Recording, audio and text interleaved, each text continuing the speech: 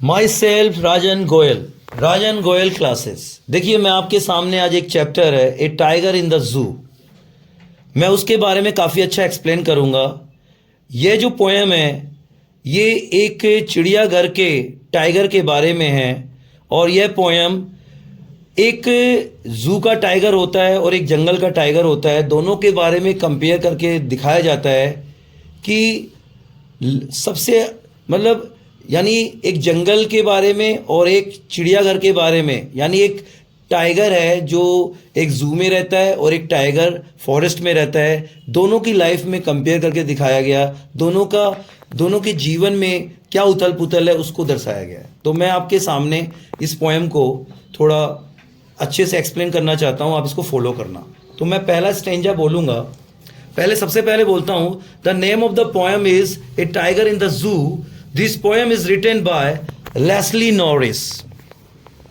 तो पहला स्टेंजा है, he stalks in his vivid stripes the few step of his cage on pads of velvet quiet in his quiet raise.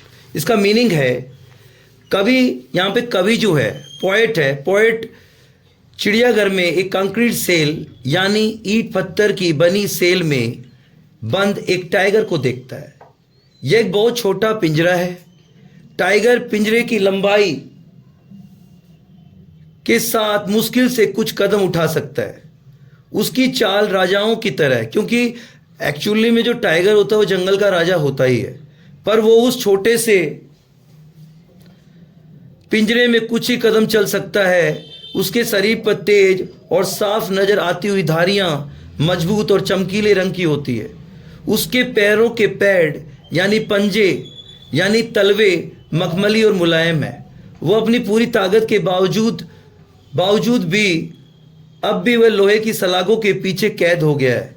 पिंजरे में बंद tiger गुस्से में है। वह गुस्से से भरा हुआ है लेकिन चुप है, क्योंकि वह जानता है कि वह कुछ नहीं कर सकता, क्योंकि वह सलाखों के अंदर बंद है और वह एक निहत्था प्राणी है।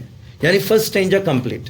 Second stanza, he stood the lurking in shadow, sliding through long grass near the water hole where plump deer pass। Stanza second में पोएट कहता है कि जो टाइगर कैद टाइगर को देखकर पोएट दया से भर जाता है, उसको दया आती है और कहता है कि बेचारे टाइगर को अपने असली घर में यानी जंगल में होना चाहिए था, शिकार करते हुए या वे निडर होकर आराम से घूमते रहना चाहिए था। यहाँ पर पोएट क्या कहते हैं, सुनिए ध्यान से। यहाँ पोएट और एक बात कहते हैं कि रात के सन्नाटे में पेड़ों की छाया में छुपकर टाइगर को बैठना चाहिए था और धीरे धीरे लंबी घास में वो आनंद लेता रहा होगा।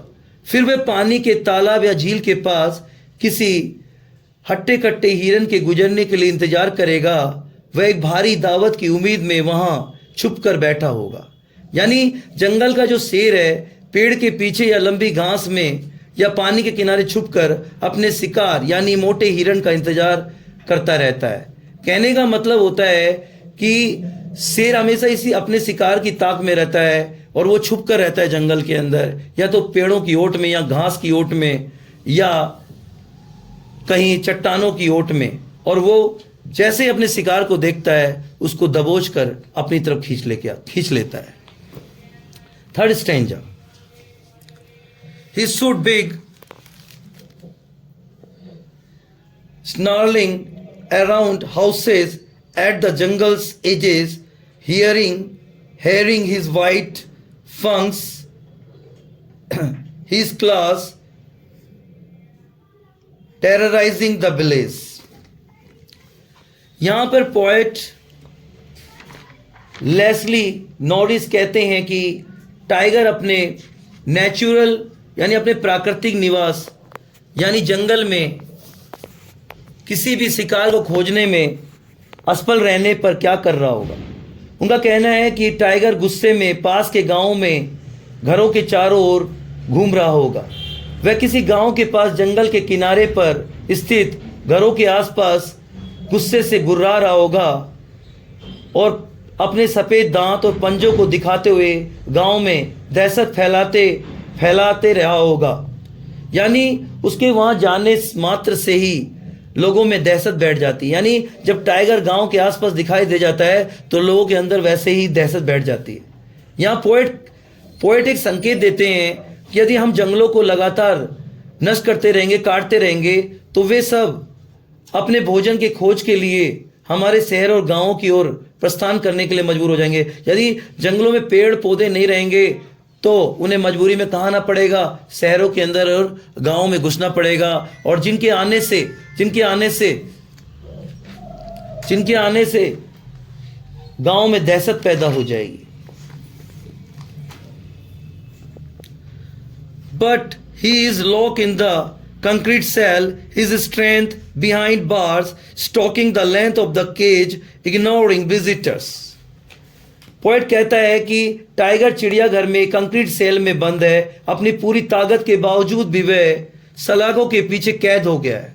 बहुत धीरे धीरे और चुपचाप टाइगर पिंजरे की लंबाई के साथ ऊपर और नीचे चलता रहता है। वह गुस्से और धमकी भरे अंदाज में चलता है। वह आने जाने वाले लोगों पर कोई ध्यान नहीं देता जो उस पर एक नज़र डालने के लिए चिड़ियाघर में आए थे। वह उन्हें पूरी तरह से अनदेखा करता है, क्योंकि उनमें से कोई भी उसे उस जेल से आज़ाद करने के बारे में नहीं सोचता। यानी लोग जितने भी आते हैं चिड़ियाघर में देखने के लिए, कोई उनकी जीवन के बारे में नहीं सोचता, यानी कोई उन्हें आज़ाद कराने के लिए नहीं सोचता। इसके अलावा उनकी मौजूदगी में के कारण उसे दिन के दौरान शायद ही कहीं आराम नहीं मिलता होगा। कहने का मतलब है कि पूरा दिन यात्रियों के आने जाने से शेर को आराम भी नहीं मिलता। 5th stanza. He hears the last boys at night, the patrolling cars, and stares with his brilliant eyes at the brilliant stars.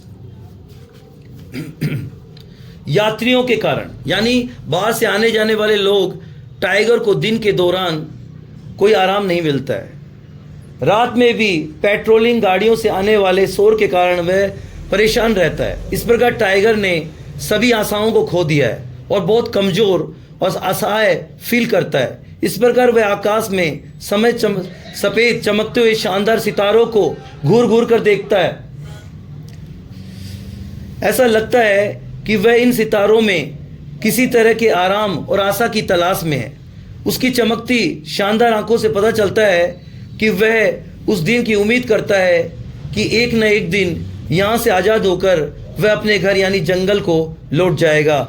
यानी यहाँ पर टाइगर जो है अपनी टाइगर के लिए, यहाँ पर मतलब टाइगर के बारे में एक्सप्लेन किया गया कि टाइगर जो है जंगल का राजा है और टाइगर भी अपने आप में एक ड्रीम्स देख रहा है कि कभी मैं यहाँ से मुक्त होकर अपने घर यानी अपने असली घर में लौट जाऊँगा। यानी उनका असली घर कौन सा है? जंगल। तो मैंने इस पोएम को काफ़ी अच्छा एक्सप्लेन किया है। आप मेरे चैनल को ज़्यादा से ज़्यादा सब्सक्राइब करें, बेल आइकॉन को प्रेस करें और जय Hind. My self Rajan Goyal.